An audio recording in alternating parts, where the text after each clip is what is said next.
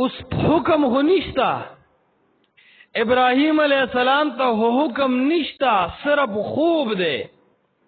دا د دې دلیل دی چې خوب د نبی وحی. دویم د دې دلیل دی چې اسماعیل علیہ السلام انتهایی تابعدار د خپل پلار او د رب د احکاماتو.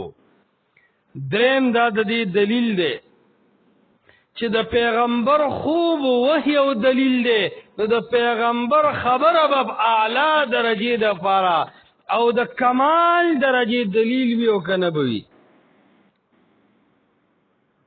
اسماعیل علیہ السلام د پلار د خوب متعلق داوی چې بابا جان هغه سکو کم چې تا ته حکم شوه دی.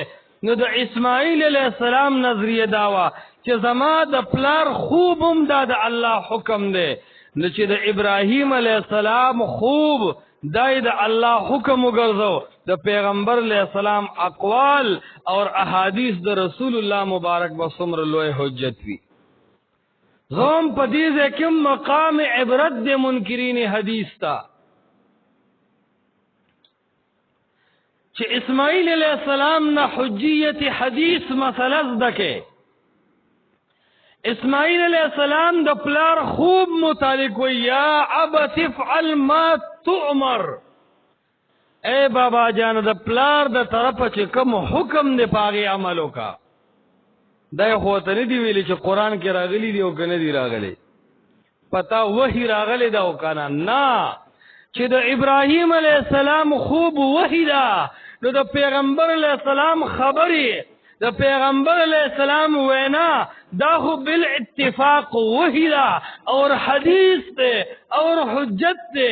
اور چې اسماعیل علیہ السلام د پلار د خوب پلیدو باندې خپل ځان ذبح کولو ته تیاری، نو مسلمان به د پیغمبر علیہ السلام د حدیث دوران کې خپل ځان تسلیمولو ته تیاری او د الله د پیغمبر په احادیثو به کلک غیرت کوي. د اسماعیل علیہ السلام د چړې لاندې ملاستا دا مسلمان تر دې خبرې هم یو پیشنګوئی ورکي چې اے مسلمانا، اسماعیل علیہ السلام د پلار د خوب قدر کوي، نو ته د پیغمبر د حدیث قدر وکا او هغه په خپل عقل باندې متلا.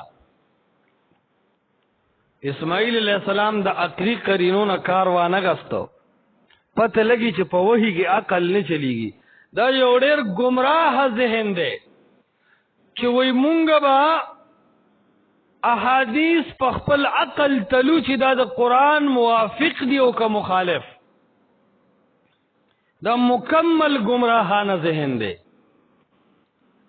حدیث وحی دا او قرآنم وحی دا، وحی د وحی خلاف ناراضی، په دوو وحی کې تعارض نه، یو وحی په بل وحی نشي پیش کولی چې ستا د عقل په میزان باندې په قرآن ته تلی، نو یاد وساته دا وحی پس شو او دا حجت پس شو.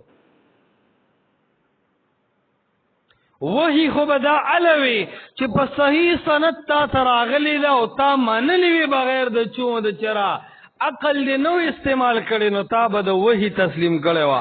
خدا کم شرایط چې ته لګې د وحی د منلو لپاره، پته لګي د حجیت حدیث او د وحی د حجت نه مکمل انکار دی.